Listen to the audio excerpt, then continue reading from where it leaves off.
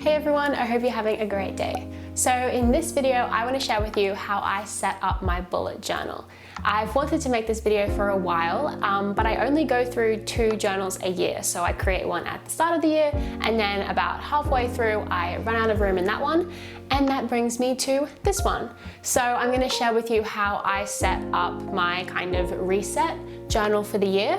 The bullet journal that I'm going to create with you today will be my 4th journal, which means at the end of this journal, I will have been bullet journaling for 2 years. And I wouldn't be sharing this process with you if I didn't truly love it. And honestly, from the first week I started bullet journaling, I absolutely loved it, but I feel like now I've been journaling long enough that I know how much it helps me, how effective it's been for me, and how honestly essential it is for my current life. So I feel a lot more comfortable opening up and sharing it with you, knowing the benefits that it has had for me. The main reason why I believe the bullet journal method is so successful, it has stuck around for so long and so many people use it, is because of how flexible it is. We know for basically everything in this world, there's no one size that fits all. The creator of the bullet journal method, Ryder Carroll, didn't design a method that was generic, designed to suit everyone in some way or another. He designed it so at its core, at its nature, it was customizable, flexible, and embraced this idea of uniqueness and designed a method just for that. And before I take you through how I set up my journal personally, I need to warn you that you're not about to see something really beautiful and artistic and unique. I have so much respect for so many of the people and creatives out there that do these incredibly beautiful and intricate designs for their bullet journals. And honestly, you open up their journal and it's a work of art, it's a masterpiece. And mine just isn't that. With diaries or journals that I've had in the past, I've tried to be a little bit creative. Nothing's ever been as good as some of the bullet journals I've seen out there. But this method just never really worked for me because I found that it was too time consuming. I put too much pressure on myself and I just wanted it to be perfect. So when I made a mistake, I was really disheartened and kind of wanted to do away with that journal and, start a fresh one. So for me, I needed to design something for myself that was really functional. Something where I can see what my day looks like, what's coming up on my week, what my month looks like, and the overall plan of my year. It needed to be able to handle mistakes, messy handwriting, and the general chaos from time to time. So I created something that would work for me. So for this bullet journal setup and my daily use, this is what I need. A pen, preferably black, a ruler, 2 different colored highlighters, and finally my journal. This one and all my previous journals are from Kikki.K, and I'll link the specific one below. I've tried using A5 journals in the past, but I just found they're a bit too small for my liking. I'm also on the hunt for any eco-friendly versions of this, so if you know any companies that do an A4 size journal, the paper is quite thick and it's nice and lined as well, please let me know, because as much as I love these journals, I really want to make sure that I'm doing the best that I can as well. Okay, so the first thing that I do in terms of setting up a brand new journal is actually planning how I want to set up my journal. And I actually ran out of room in my previous journal a few days ago, so I've been writing on like scraps of paper. Which is clearly why I need a new journal, but I wanted to wait to film this video to fill it in. But on these pieces of paper, I've just planned the first few spreads that I know I want to include at the start of my journal. Because every new journal is a chance to kind of reset, reevaluate what worked from the last one, what didn't. So I'm not just mindlessly going on to the next one and copying what I did last time. I'm trying to always improve and figure out a better way to set it up. So that's just what I've done. A really vital element to the bullet journal method is these different symbols and the keys that indicate what a task is, an event is, a note, etc. And because this is my 4th journal, I won't be writing the key down in this journal. I did in the first one that I had, but so you can familiarize yourself with the keys, I'll be sharing them with you today. Okay, the first symbol, the bullet, is a task. A hollow bullet is an event. A dash is a note. Maybe it's a quote or something that happened during the day. A star means that whatever it is important. An arrow facing the left means the task has been migrated to another place. I use this when I move a task that I have in my yearly overview into my monthly log, and this will all make sense later on in the video.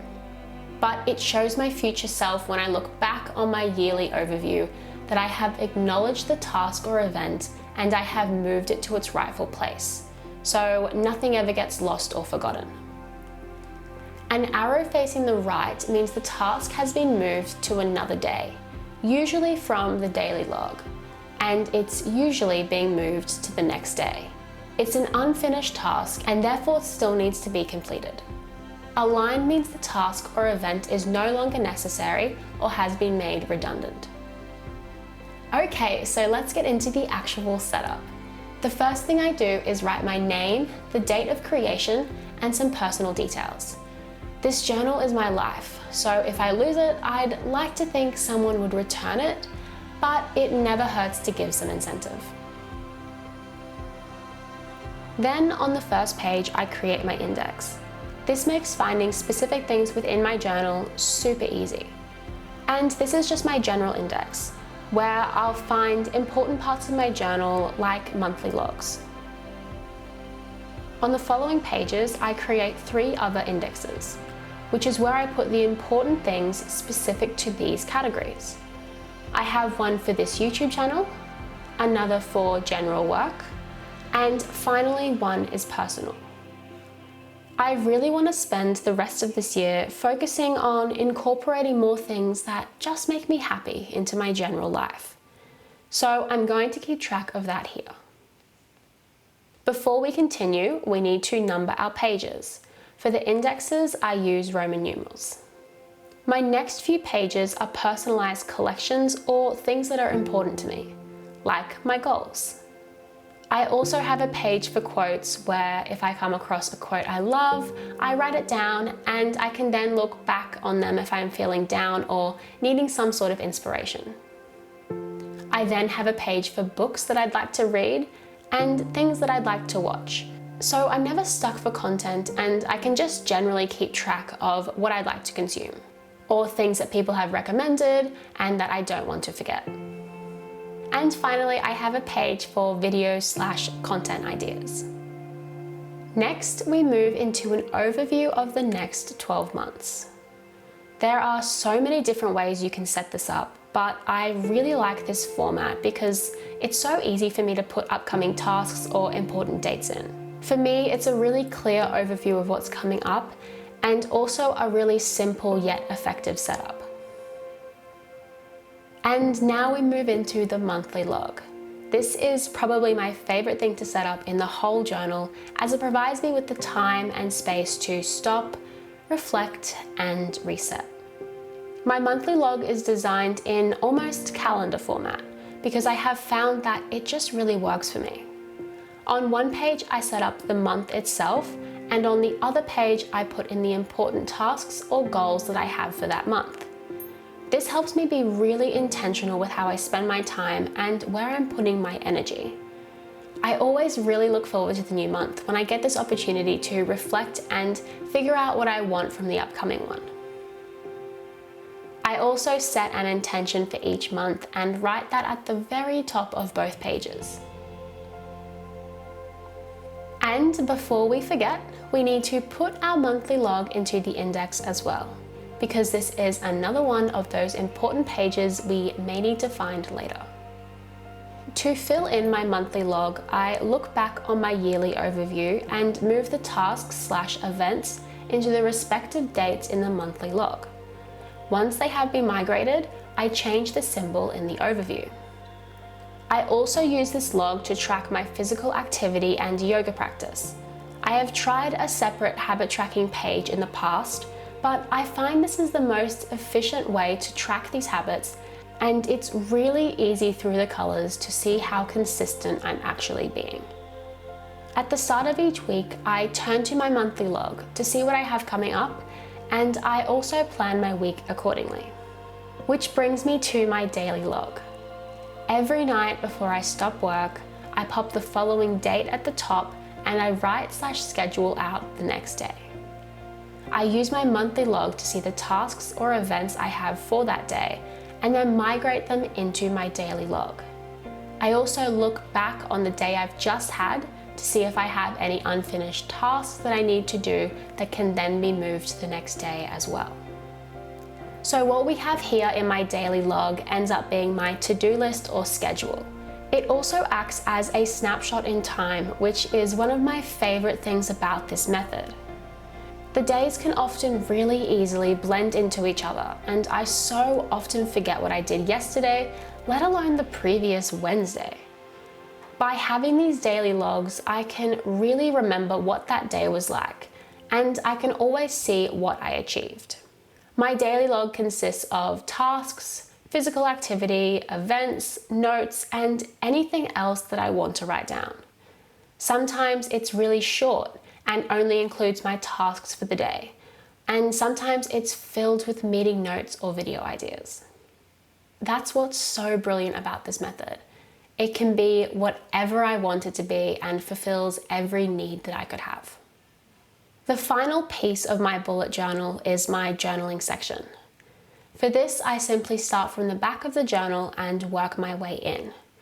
I put the date at the top and write away. I don't journal every day, only when I have the desire to, or I feel stuck, cluttered, or particularly happy or sad. Okay, so there you have it. That is how I set up my bullet journal. I told you it's not the most aesthetically pleasing, but it's so functional for me and I actually honestly adore it. If this design doesn't particularly work for you, you'd like something more aesthetically pleasing, or you'd simply like to see what else there is out there because the options and the potential is honestly limitless, then I encourage you to just hop on YouTube or Instagram and search bullet journal method. I think you'll be excited by some of the stuff that you'll find. If you do want to set your journal up like I have, I would feel totally honored and I would absolutely love to see it. So please send it to me on Instagram or tag me in it, however you want. I would just really love to see it. I think that would be really cool. So if you would like to, or if you'd like to just follow me on Instagram, then feel free at Lauren__hog. And I upload new videos every Thursday and I really cannot wait to see you on the next one. Thank you so much for watching. I hope you found value in this video. I hope you enjoyed it. And at the very least, I hope you enjoyed getting a little more insight into how I use this method and how I kind of plan and structure my life, essentially. Yeah, thank you for watching. I love and appreciate you so, so much. And I can't wait to see you next week. Bye.